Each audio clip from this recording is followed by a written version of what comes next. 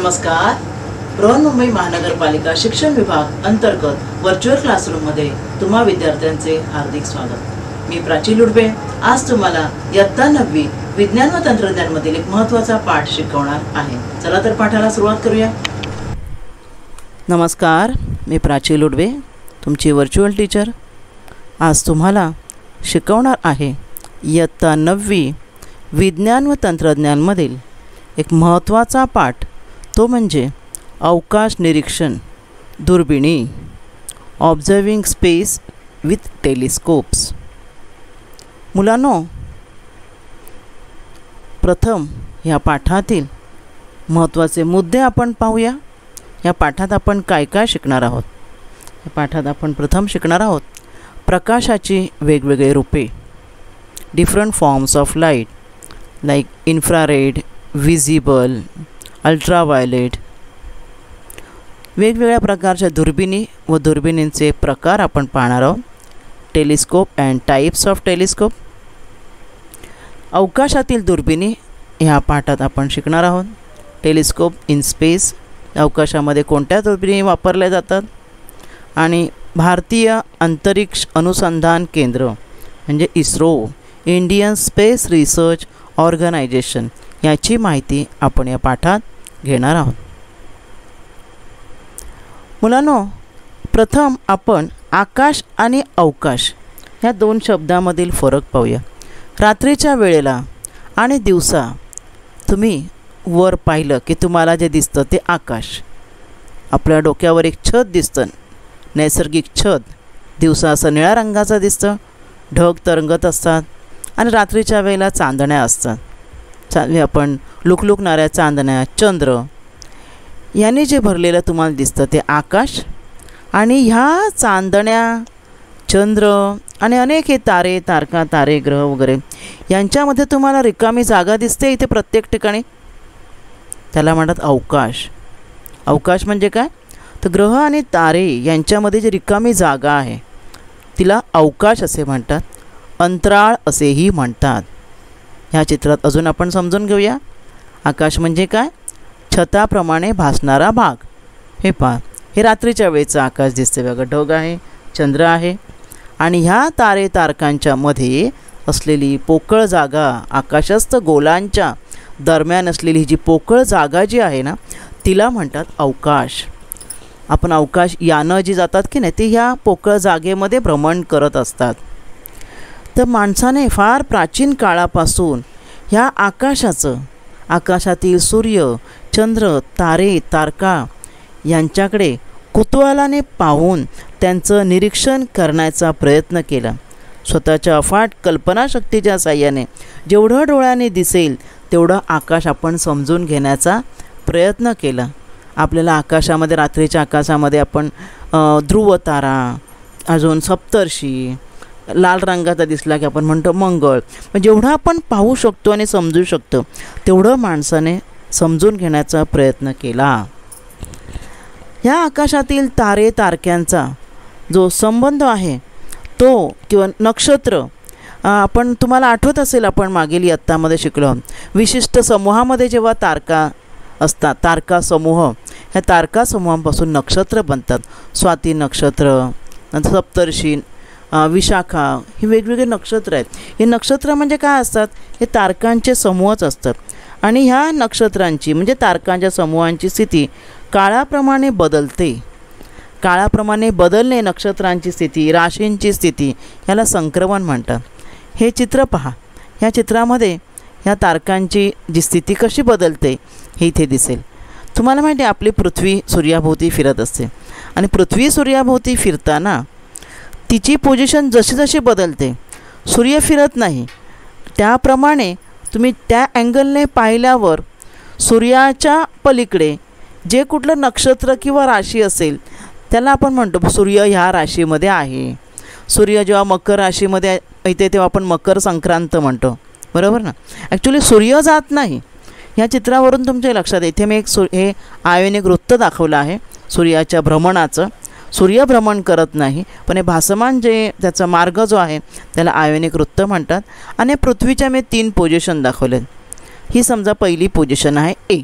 मग ए ह्या ठिकाणावरून पृथ्वीवरील जो व्यक्ती सूर्याकडे पाहील तेव्हा सूर्याच्या पलीकडे जी रास असेल त्या राशीमध्ये सूर्यावरील खगोलशास्त्रज्ञ काय म्हणतील की सूर्य ह्या राशीमध्ये आहे. तर या ठिकाणी बघा सूर्य वृश्चिक राशीमध्ये आहे. ए या ठिकाणी पृथ्वी असेल तर बी या ठिकाणी पृथ्वी असेल आणि आपण तिथून पाहिलं तर सूर्याच्या पलीकडे तूळ राशी येते. मग आपण तेव्हा म्हणतो सूर्य हा तूळ राशीमध्ये आहे. सी या ठिकाणी जर व्यक्ती असेल तिथून पाहिलं तर सूर्य कन्या राशीमध्ये. अशा वेगवेगळ्या राशीमध्ये त्याप्रमाणे वेगवेगळ्या नक्षत्रामध्ये सूर्य आहे असं आपण म्हणतो.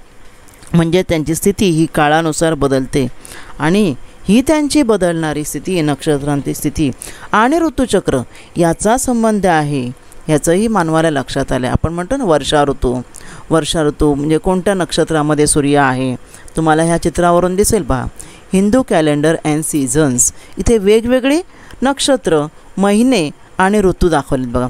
उदाहरणार्थ आपण वर्षा ऋतूपासूनच सुरुवात करू. मान्सून. मग वर्षा ऋतू तुम्हाला माहिती आहे कधी असतो जूनचं अर्ध बघा. जूनच्या अर्ध्यापासून ऑगस्टच्या अर्ध्यापर्यंत. मग इथे काही नक्षत्रांची नावं आहेत बघा. श्रवण नक्षत्र आणि आषाढ नक्षत्र.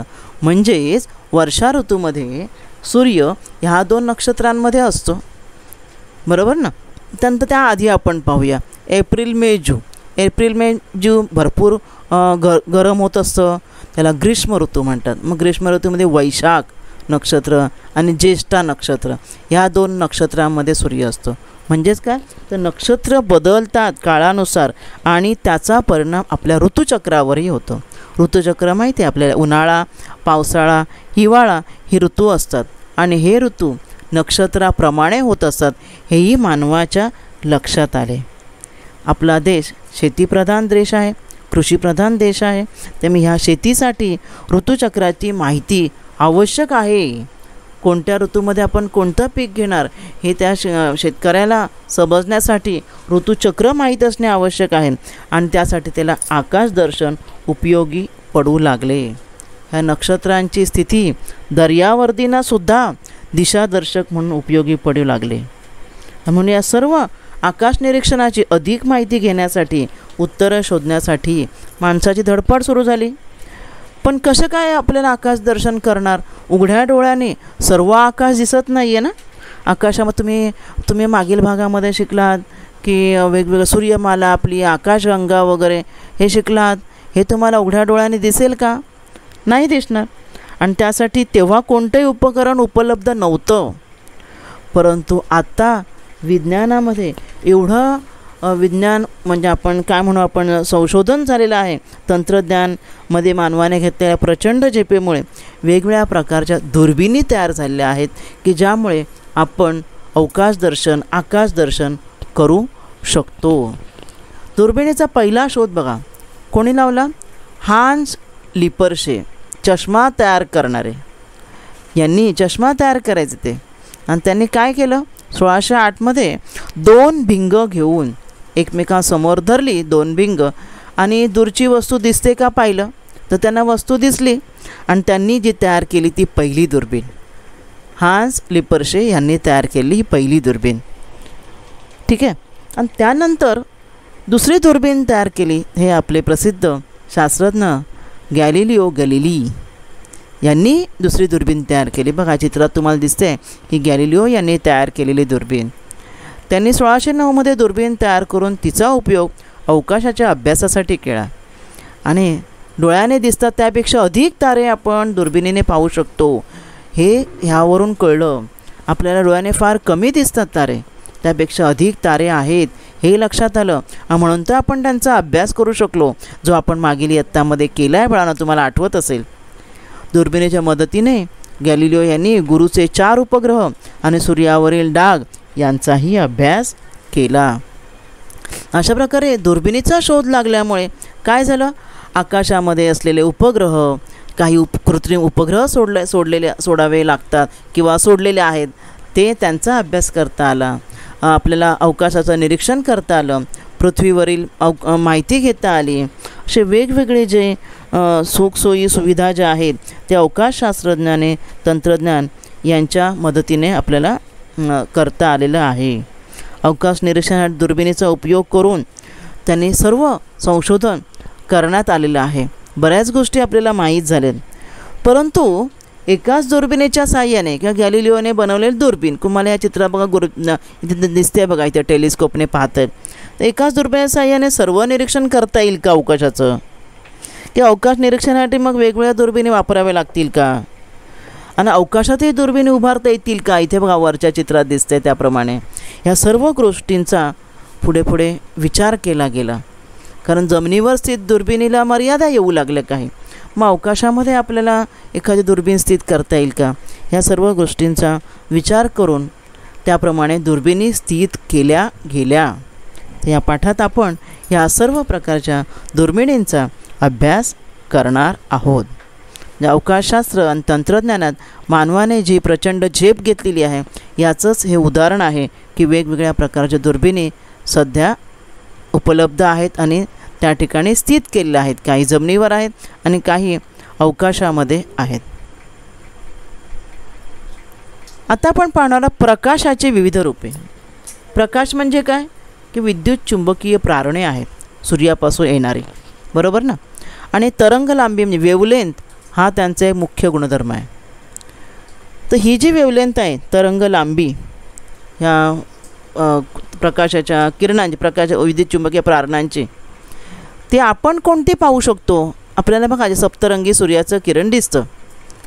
ती जी लांबी आपल्या डोळ्याने दिसणारी जी आहेत ती 400 नॅनोमीटर ते 800 नॅनोमीटरचे दरम्यान तरंग लांब असलेलीच प्रकाश किरणं किंवा असलेला प्रकाश आपण पाहू शकतो आपल्या डोळ्याने. आणि त्याला दृश्य प्रकाश तरंग, विजिबल रेडिएशन्स म्हणतात. ह्या चित्रात तुम्हाला दिसत आहेत. तुम्हाला हे 7 रंग जे आहेत की नाही, इथे वरही तुम्हाला दिसत असतील. हे बाकीचे पण आहे, इन्फ्रारेड, अल्ट्राव्हायोलेट हे आहेत, पण ते आपल्याला डोळ्याने दिसत नाहीत. हा तुम्हाला मधला जो पट्टा दिसतोय बघा 7 रंगांचा, जो सफेद रंग जो आहे सूर्याचा प्रकाश हा 7 रंगाने बनलेला इंद्रधनुष्यातील रंग, ते आपण पाहू शकतो आणि त्यांना विजिबल रेडिएशन असे म्हणतात, दृश्य प्रकाश तरंग. मग आता इतर कोणते कोणते अजून आहेत? रेडिओ वेव्ज आहेत. त्यांची तरंग लांबी किती आहेत? 20 सेंटीमीटरपेक्षा जास्त. सेंटीमीटर शब्द तुम्ही ऐकलेला आहे. मग सूक्ष्म लहरी मायक्रोवेव्ज 0.3 मिलीमीटर ते 20 सेंटीमीटरपर्यंत असतात. नंतर अधोरक्त लहरी इन्फ्रारेड वेव्ज 800 नॅनोमीटर ते 0.3 मिलीमीटरपर्यंत असतात. आणि दृश्य प्रकाश किरणं जी आहेत, विजिबल आपल्या डोळ्याने दिसणारे विजिबल लाईट रेज, त्यांची तरंगलांबी आहे 400 नॅनोमीटर ते 800 नॅनोमीटर. आणि हीच आपल्या डोळ्याने दिसतात, ही दृश्य किरणे म्हणतात यांना. अजून आहेत पहा अतिनील किरणे, अल्ट्राव्हायोलेट, त्यांची आहे किती तरंगलांबी? 300 पिकोमीटर, PM म्हणजे पिकोमीटर, ते 400 नॅनोमीटर. एक्सरे बघा, आपण एक्सरे वगैरे काढतो ना, आपल्याला एखाद्या अवयवाला मार लागला वगैरे, एक्सरेचे किरण दिसत नाहीत पहा, पण आपल्याला फोटो येतो आपल्या शरीरातील हाडांचा, बरोबर ना, तेही किरण आपल्याला दिसत नाहीत. त्यांची तरंगलांबी आहे, वेवलेंथ आहे 3 पिकोमीटर ते 300 पिकोमीटर. आणि गॅमा रेडिएशन्स आहेत त्यांची किती आहे? 3 पिकोमीटरपेक्षा कमी. खाली दिले आहे बघा, नॅनोमीटर म्हणजे 10⁻⁹ मीटर, म्हणजे 1 मीटरचा 10⁻⁹ 1/10⁻⁹ भाग. आणि पिकोमीटर म्हणजे 1 मीटरचा 1/1/1012 एवढा भाग. तर दृश्य प्रकाश किरणं जी आहेत त्यांची तरंगलांबी 400 नॅनोमीटर ते 800 नॅनोमीटर आहे. आणि हीच जी आहेत की दृश्य प्रकाश किरणे पाहण्याची क्षमता आपल्या डोळ्यामध्ये आहे. हीच किरणं आपल्याला दिसतात. आणि त्यामुळे अवकाशातून येणारा जो दृश्य प्रकाश आहे, दृश्य प्रकाश अवकाशातून येणारा, तो आपल्याला पाहता यावा अशा प्रकारच्या दुर्बिणी बनवलेल्या आहेत. आणि त्या दुर्बिणींना म्हणतात दृश्य प्रकाश दुर्बिणी, ऑप्टिकल टेलिस्कोप. या ऑप्टिकल टेलिस्कोप कशा बनवतात? साधे भिंग लेन्स म्हणतो ना आपण, तुम्ही पण लेन्स पाहिली असेल. लेन्स म्हणजे आपण एखाद्या अक्षरावर धरली की अक्षर मोठं दिसतं बघा, त्या लेन्स. या चित्रामध्ये बघा, हलणाऱ्या चित्रामध्ये बघा पुढे गोल तुम्हाला दिसतं, ही लेन्स आहे. तर साधी लेन्स किंवा आरशापासून बनवलेल्या आपण दुर्बिणी वापरतो. ह्यासमोर तुम्हाला दिसत आहेत ह्या दृश्य प्रकाश दुर्बिणी आहेत, ऑप्टिकल टेलिस्कोप. परंतु आत्ताच मी सांगितलं वेगळ्या प्रकारच्या लहरी येत आहेत ना खगोलीय वस्तूपासून, सूर्यापासून, इतर ज्या खगोलीय वस्तू आकाशामध्ये, आकाशगंगेमध्ये तर किती तारे वगैरे आहेत. अनेक वेगवेगळ्या लहरी, जशा रेडिओ लहरी आपण पाहिल्या, क्ष किरण पाहिले, एक्सरे, गॅमा रेडिएशन, मग इत्यादी प्रकाराच्या प्रकाश किरणांचं ग्रहण करण्यासाठी आणि त्यांचा अभ्यास करण्यासाठी वेगवेगळ्या दुर्बिणींची गरज भासते. तर प्रथम आपण पाहणार आहोत दृश्य प्रकाश दुर्बीण. दृश्य प्रकाश दुर्बीण म्हणजे ऑप्टिकल टेलिस्कोप. ऑप्टिकल टेलिस्कोपमध्ये काय आहे, 2 किंवा अधिक भिंगांचा वापर केला आहे. तुम्हाला दिसते पहा या ठिकाणी. इथे हा प्रकाश स्रोत जो आहे, म्हणजे आपल्याला लांबचे खगोलीय वस्तू बघायची ना, तिथून जेवढा जास्तीत जास्त प्रकाश एकवटला जाईल तो आपल्याला, म्हणजे कारण जास्तीत जास्त जागेवरील अनेक तारे आपल्याला एकत्र दिसले पाहिजेत, म्हणून ज्यामधून प्रकाश आतमध्ये येतो ती लेन्स बघा, भिंग मोठे आहे बघा, आहे ना, ह्याला म्हणतात पदार्थिक भिंग. या दोन्ही चित्रामध्ये तुम्ही पाहू शकता. इथे पहा, इथून याचा व्ह्यू या बाजूने, उलट बाजूने आहे. हे जे आहे तो ऑब्जेक्टिव्ह लेन्स म्हणजे काय, पदार्थिक भिंग. इथून हा प्रकाश स्रोत येत आहे. आपण समजा ही भिंग धरली आहे आकाशाकडे, तर जे तारे जास्तीत जास्त तारे कवर व्हावे म्हणून हे पदार्थिक भिंग मोठं असतं, आणि मग त्यातून येणारा प्रकाश, पदार्थिक भिंग हे काय भिंग आहे, त्यामुळे भिंगातून काय होतं, भिंगातून प्रकाश एकत्रला एका बिंदूमध्ये मिळतो बघा, फोकस पॉईंटमध्ये मिळाला इथे, आणि मिळाल्यानंतर परत तो काय होतो, पसरतो त्या फोकल पॉईंट म्हणजे जो नाभीमधून परत पसरतो, आणि त्यामुळे पसरल्यानंतर तो डोळ्यामध्ये पाहण्यासाठी ह्या ठिकाणी हे जे आहेत आयपीस आहे बघा, नेत्रिका, म्हणजे इथून जो पाहणारा व्यक्ती जो आहे तो या ठिकाणी पाहणार, आणि त्याला काय होणार आहे, त्या खगोलीय वस्तूंची विशाल प्रतिमा त्याला दिसणार आहे, ती नेत्रिकेमधून. नेत्रिका, आपला डोळा लहान असतो, त्यामुळे डोळ्याच्या अगदी बरोबर भागावर बसावी, पाहता यावं म्हणून नेत्रिका काय असते, लहान असते. कळलं तुम्हाला? म्हणजे अशा प्रकारे हे पदार्थिक भिंग मोठं असतं, जास्तीत जास्त आपल्याला तारे कवर व्हावे म्हणून, आणि नंतर आयपीस लेन्स जी आहे नेत्रिका ती लहान असते. आणि अशा प्रकारे इथे आपण हे आपले वस्तू किंवा म्हणजे खगोलीय वस्तू या भिंगाद्वारे आपण पाहू शकतो, दुर्बिणीद्वारे पाहू शकतो. आता ह्या भिंगामध्ये काय होतं बघा, प्रकाश किरण वातावरणातून भिंगात आल्यावर त्यांचा मार्ग बदलतो. तुम्ही रिफ्रॅक्शन शिकलात ना, रिफ्रॅक्शन ऑफ लाईट. रिफ्रॅक्शन म्हणजे काय, प्रकाश किरण एका माध्यमातून दुसऱ्या माध्यमात गेले की त्यांचा मार्ग बदलतो, बरोबर ना, आणि त्यामुळे त्यांचं वक्रीभ्रमण होते बघा, नाही त्याचे सरळच गेले असते, पण भिंगातून जाताना ते इथे एकवटत आहेत सगळे किरण, म्हणजे मार्ग बदलतो आहे, परत त्यांच्या नाभीच्या इथून परत ते पसरत आहेत, म्हणजे त्यांचं वक्रीभवन होते. आणि म्हणून या दुर्बिणींना रिफ्रॅक्टिंग टेलिस्कोप म्हणजे वक्रीभवक दुर्बिणी काय म्हणतात, वक्रीभवक दुर्बिणी, रिफ्रॅक्टिंग टेलिस्कोप असे म्हणतात. परंतु काय माहिती आहे का, ह्या दुर्बिणींचा वापर करण्यामध्ये काही अडचणी आहेत बघा. इथे आहे पदार्थिक भिंग, इथून पाहणार, ही जी पदार्थिक भिंग आहे मोठी, आणि इथे नेत्रिका आहे, बरोबर. मग आता जास्तीत जास्त प्रकाश एकत्र करून तेजस्वी प्रतिमा मिळवायची असेल तर पदार्थिक भिंगाचा जो व्यास जास्तीत जास्त मोठा पाहिजे. पदार्थिक म्हणजे हे जे पुढे आहे ना, कारण जेवढं ते मोठं असणार तेवढे जास्त तारे कवर होणार. मग अशी एवढी मोठी भिंग बनवणे तर अवघडच, शिवाय त्यांचं वजनही वाढणार, त्यामुळे त्यांचा आकारही बदलणार, बरोबर ना. हे जेवढं मोठं करणार, आणि पदार्थिक भिंग मात्र लहान असतं, त्यामुळे त्याचा आकार कसा होईल माहिती आहे, आकार म्हणजे इथून लहान आणि इथे वरती असा मोठा असा होईल त्याचा आकार, बरोबर ना. आकार बदलतो, आणि 2 भिंग विरुद्ध टोकाला आहे, त्या भिंगांचा आकारही वाढणार. एक भिंग तुम्ही वाढवलं, दुसरं अगदी लहान नाही करू शकत, त्यामुळे दुर्बिणीची लांबीसुद्धा वाढणार, दुर्बिणीची लांबी वाढवावी लागणार. आणि भिंगाद्वारे तयार करणाऱ्या प्रतिमामध्ये रंगांच्या सुद्धा काय असतात, त्रुटी असतात. त्यामुळे ह्या सर्व अडचणी ज्या आहेत त्या अडचणी दूर करता याव्यात म्हणून परावर्तक दुर्बिणी ज्या अंतर्वक्र आरशापासून बनवण्यात आलेल्या आहेत, अंतर्वक्र आरशापासून बनवण्यात आलेली दुर्बीण म्हणजे रिफ्लेक्टिंग मायक्रोस्कोप. कशी बनवण्यात आली, ही का बनवण्यात आली, तर दृश्य प्रकाश दुर्बिणीमध्ये अडचणी येत होत्या, आणि त्या अडचणी दूर करण्यासाठी अंतर्वक्र आरसे आपण शिकलो आहोत ना. अंतर्वक्र आरसे, बहिर्वक्र आरशापासून प्रतिमा कशी तयार होते आपण मागील भागामध्ये शिकलेलो आहोत सामाईच्या आधी. ते अंतर्वक्र आरशापासून तयार केले आहेत. अंतर्वक्र आरशामधून परावर्तन होतं, तुम्हाला माहीत आहे. अंतर्वक्र आरशाचे नाभी समोरच असते, आणि बहुतेक अंतर्वक्र आरशामध्ये बहुतेक प्रतिमा वास्तव मिळतात आणि सुलट असतात, बरोबर ना. आणि बहिर्वक्र आरशामध्ये नाभी आरशाच्या मागे असते, म्हणजे प्रकाश किरणांचं एकवटलं जाणं कुठे एकवटतात? आरशाच्या मागे. अंतर्वक्र आरशामध्ये आरशाच्या समोरच काय करतात? एकवटले जातात. न्हाव्यांकडे वगैरे जे अंतर्वक्र आरसे लावलेले असतात क्लिअर दिसण्यासाठी आपला चेहरा वगैरे. तर अशा प्रकारे ह्या अंतर्वक्र आरशामध्ये परावर्तन होतं, म्हणून यांना परावर्तक दुर्बिणी रिफ्लेक्टिंग मायक्रोस्कोप असे म्हणतात. ह्या पहा, ह्या ठिकाणी या तुम्हाला दाखवल्या आहेत. रिफ्लेक्टिंग मायक्रोस्कोपमध्ये टेलिस्कोपमध्ये कसं बघावं लागतं माहिती आहे का? अशी ती टेलिस्कोप आहे आणि इथून बघावं लागतं. इथेही नेत्रिक आहे बघा. मग काय होतं या ठिकाणी? चित्राची रचना तुम्ही नीट पाहिलं तर किती या ठिकाणी वापरलेत बघा. हा आहे, ही इथे टेलिस्कोप दाखवलं आहे, इथे किरणांची रचना दाखवली आहे, यातही दाखवले. हा बघा, हा आरसा अंतर्वक्र आरसा, इथे सपाट आरसा दिसतोय आणि इथे नेत्रिका आहे. नेत्रिका म्हणजे भिंग. म्हणजे प्रकाश किरण कुठून येत आहे? इथून प्रकाश आतमध्ये येतोय. पहा, पाहणारा माणूस इथून पाहतोय, मागे वगैरे नाही आहे. दुर्बिणीप्रमाणे, दुर्बिणीचं लांबलचक नळकांड्याप्रमाणे असते ना, आणि मागे असते नेत्रिका आणि सरळ नळकांड. तर ह्या परावर्तक दुर्बिणीमध्ये इथून पाहतोय, मग त्याला कसं दिसणार आहे? रचना कशी आहे किरणांची? तर स्रोतापासून जे तुमचे जे तारे आहेत आकाशात ते तुम्ही पाहताय बघा. या ठिकाणी आहे समजा ही आकाशगंगा, त्यातून येणारा प्रकाश अंतर्वक्र आरशावर पडतो. अंतर्वक्र आरशावरून त्याचं परावर्तन होतं, बरोबर. आणि परावर्तन होऊन ते काय होणार आहेत? ह्या सपाट आरशावर पडण्याच्या आधी, म्हणजे ते एकवटण्याच्या आधीच सपाट आरशावर पडतात.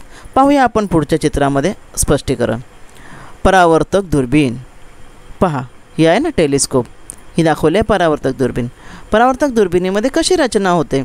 तर जे आरसे जे आहेत त्या आरशापासून येणारे जे किरण आहेत अंतर्वक्र आरशावर प्रथम पडतात, व स्रोतापासून येणारे किरण, आणि अंतर्वक्र आरशाची नाभी जी आहे ती इथे आहे. समजा आता हा किरण आहे, मी तुम्हाला इथे दाखवते.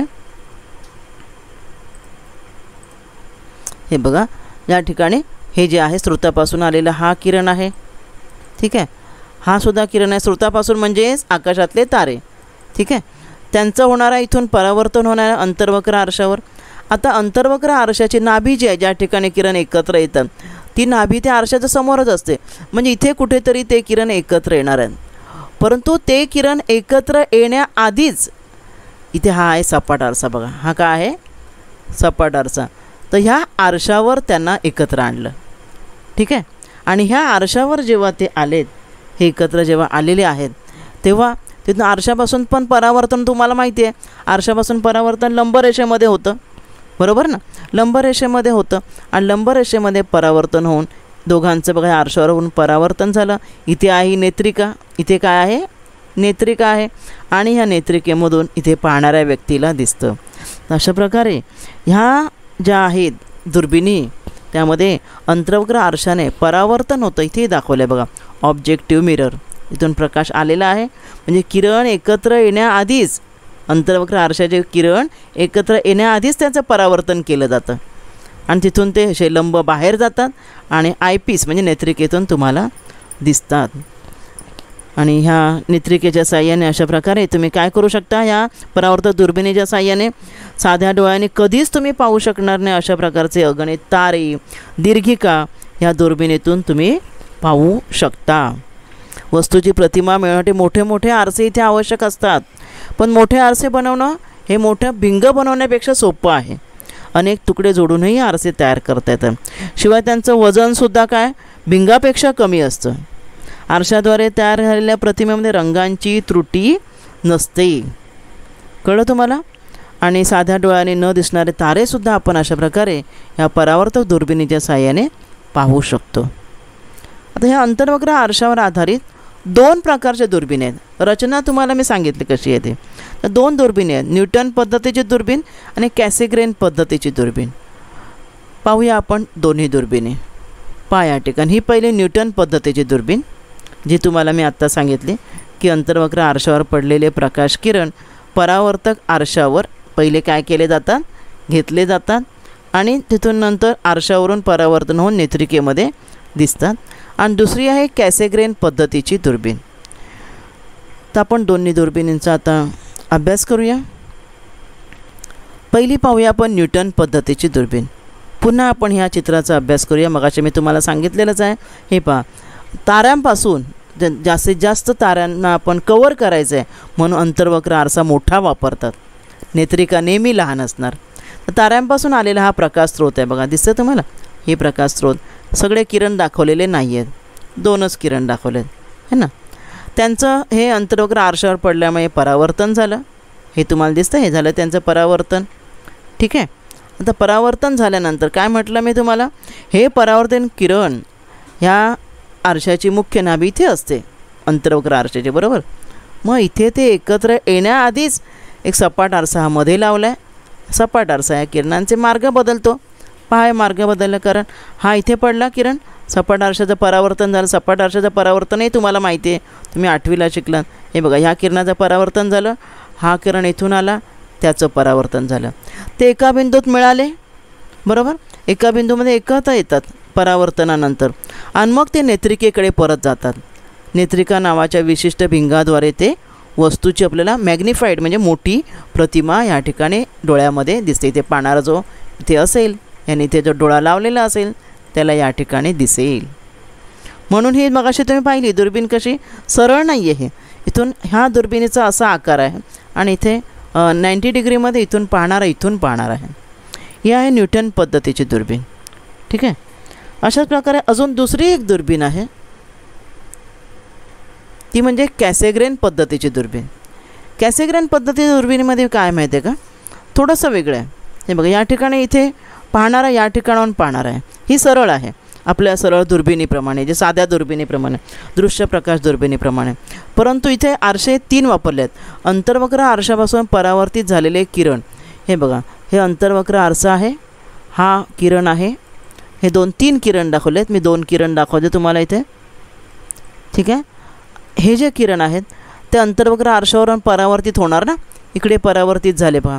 आज परावर्तित झालेलं मगाशी काय केलेलं, मगाशामध्ये म्हणजे न्यूटन पद्धतीमध्ये सपाट आरसा होता. इथे सपाट आरसा न घेता भिंग घेतलं आहे. काय केलेलं आहे, बहिर्वक्र भिंग म्हणजे बहिर्वक्र आरसा घेतला, भिंग नाही सॉरी, बहिर्वक्र आरसा आहे बघा हा असा. आज बाहेरून फुगीर म्हणजे बहिर्वक्र आरसा ना, त्याच्यावर ते किरण पडतात. म्हणजे अंतर्वक्र आरशाच्या नाभीत मिळण्यापूर्वी बहिर्वक्र आरशावर पडलेत.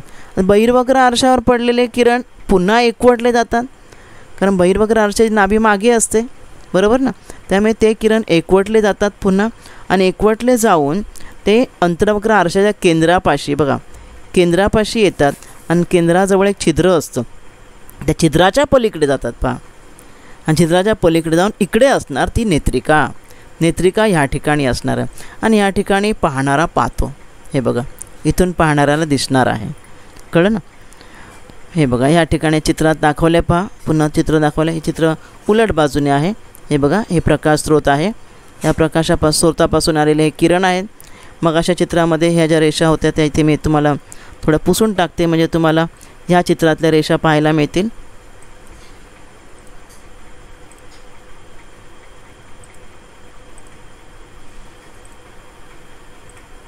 हां, ह्या चित्रातल्या रेषा बघा, तसंच मग अशाप्रमाणे हे प्रकाश स्रोत आलेला आहे.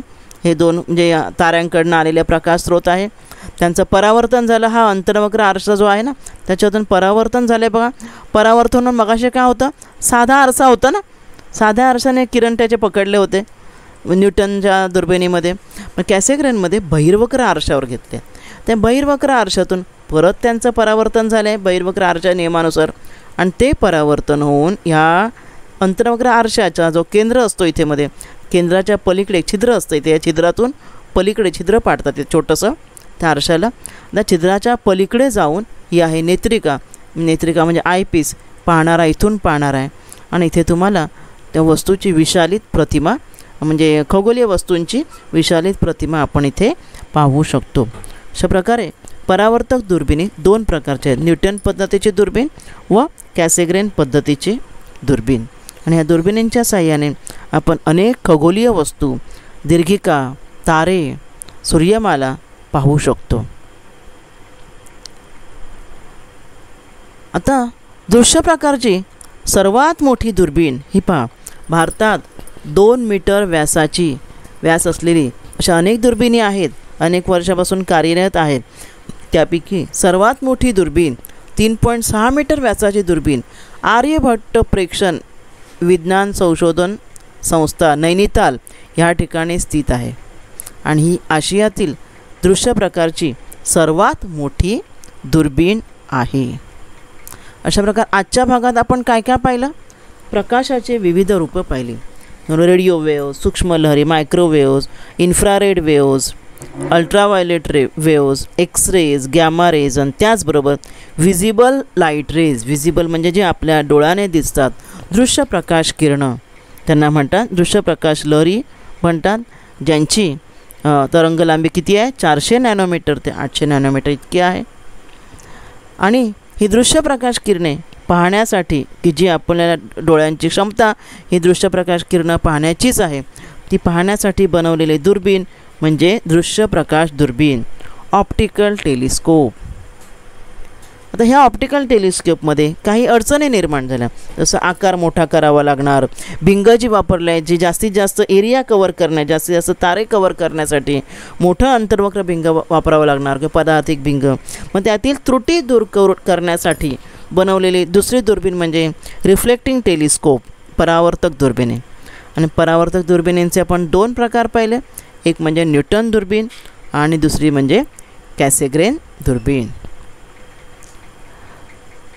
तर आजच्या या भागात आज आपण इथेच थांबणार आहोत. धन्यवाद. आज आपण या भागात इथेच थांबूया. माझा व्हिडिओ आवडला असेल तर लाईक करा, शेअर करा आणि असे अनेक एज्युकेशनल व्हिडिओ पाहण्यासाठी MCGL व्हर्च्युअलच्या चॅनेलला सबस्क्राईब करा. धन्यवाद.